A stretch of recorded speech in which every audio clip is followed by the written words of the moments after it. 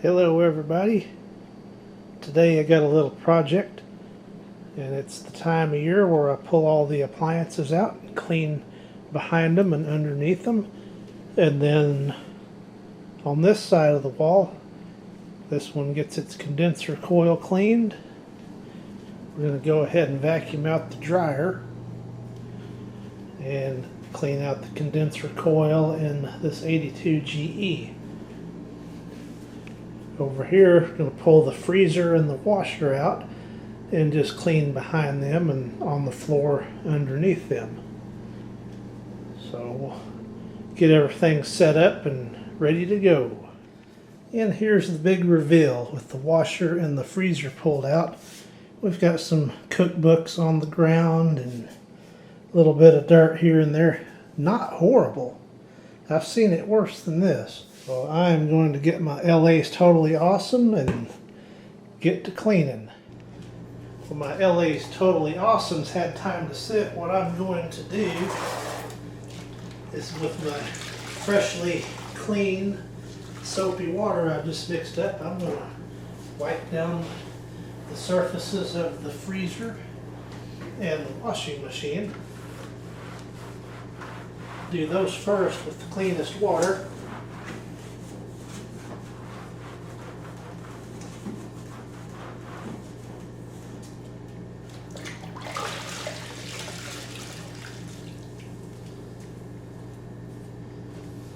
Okay, let's start working on the walls that are behind the washer and freezer.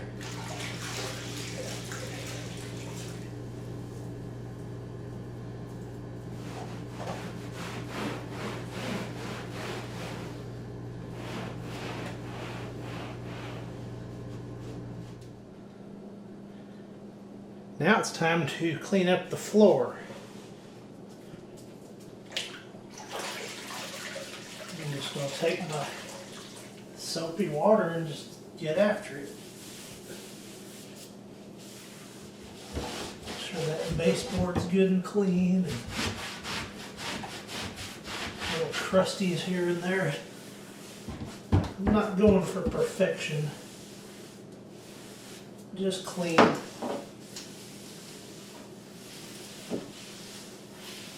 Get all the debris up.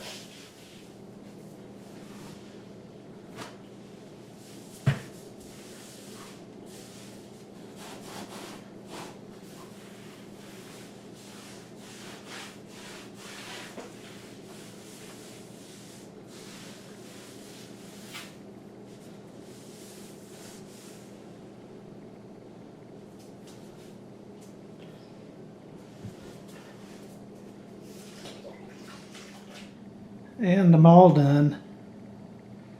Everything's cleaned up to my satisfaction behind there. So I'm going to let the floor dry and then scoot everything back in place. A little while later, everything's back in place on this side. And all cleaned up. I wanted to do this one first because I got a load of laundry to start.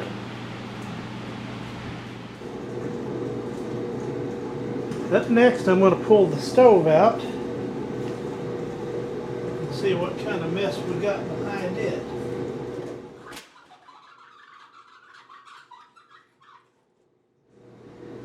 Yep, it's definitely due its annual clean out.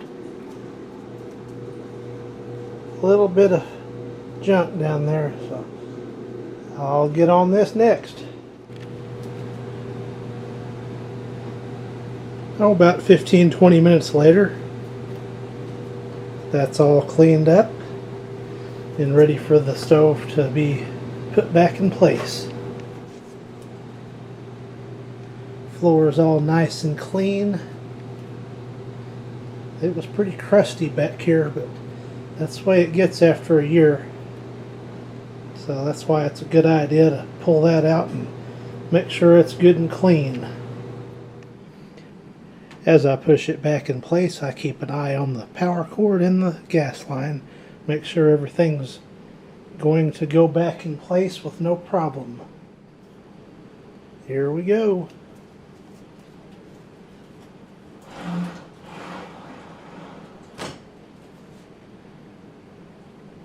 that is done. And just for an extra touch, I added some new drip pans. And that looks nice and clean and ready to cook another good meal. Up next on the list is the 1987 GE refrigerator. We'll pull that out and see how dirty it is underneath it. It's actually not horrible back there. A little bit grimy, but not bad. What's going to be bad is these coils down here when I take that cover off. Let's have a look in here. Yeah, it's pretty dirty as usual.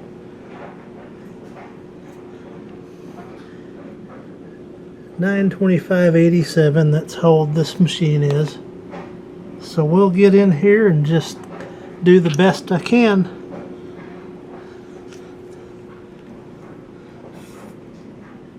Fan blades are pretty dirty, so we'll clean it up and it'll look a lot better. Not perfect, but a lot better. It's about 45 minutes later, and I've got this about as clean as I can get it.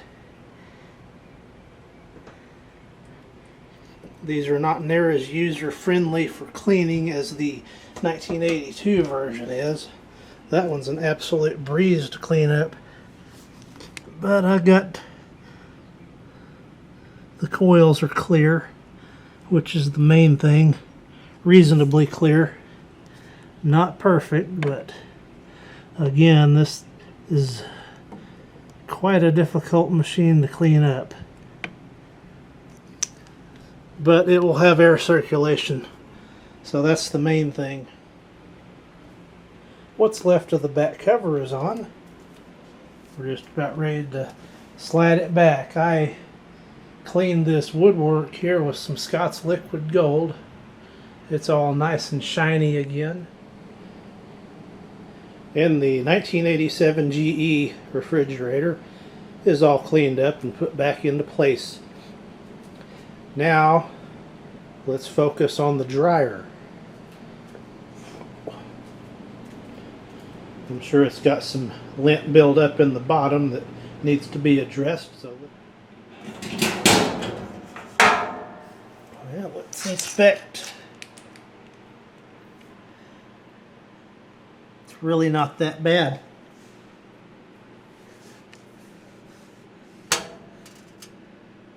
Not bad at all. So this should be a real quick vacuuming out. The next step is vacuuming this out, this vent, and then back in here tidying this up. And the dryer is all cleaned up. I use the air compressor and the vacuum together to get everything cleaned up. All the lint's out of it. I mean, I didn't take the whole thing apart because it's not real dirty in there where that exhaust is, but it does build up around these wires and everything, and these thermal cutouts and all that good stuff. That's clean. That I probably need to take outside and blow some air through it. And of course we're all cleaned in here. Pretty much spotless. And then I've got the back cover cleaned reasonably well inside and out. So I'm just about ready to put this all back together. And then there's the last refrigerator to clean, the 82 GE, which should be the easiest one. At long last, I'm to the 82 GE. I've got to take the back cover off, take the grill off. I'm going to move it to the back door, and I'm just going to take the air compressor and blow it out the back door. Not sure if I'll get a good shot of this, but I've got the fan blowing in to create the positive ventilation to go out the door here.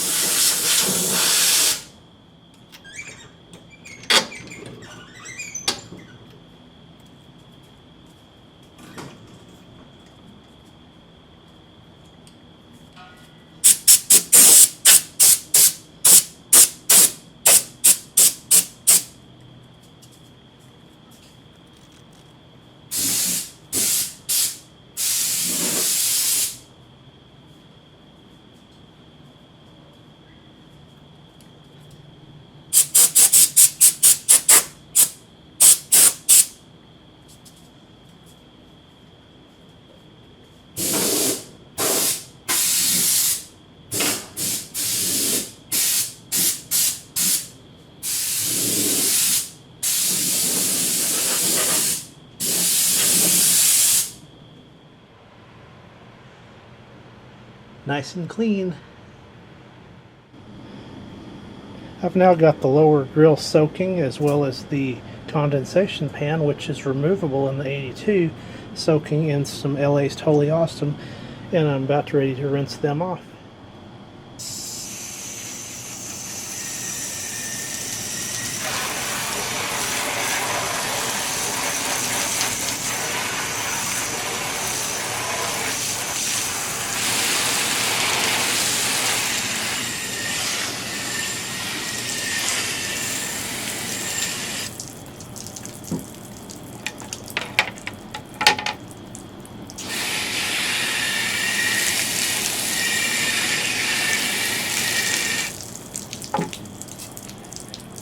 Now for those to dry. I've got them sitting out here under the fan on the patio, so they ought to dry by the time I get done and get ready to put this back together. At long last, I am finished with cleaning up underneath the appliances and behind them.